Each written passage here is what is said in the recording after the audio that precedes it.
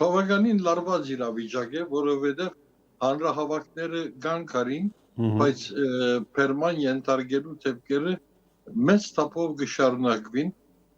հազարավոր մարդիկ Պերման ենթարկված են, ավելի հստակ թիվով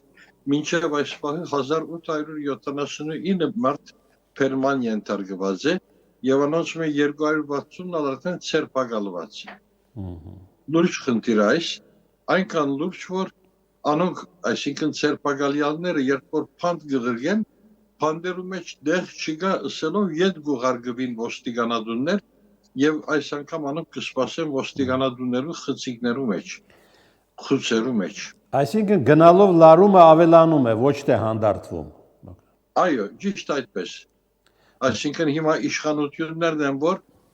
հագաթարց հարված սկսած են ընդդիմության շարքերուն թեմ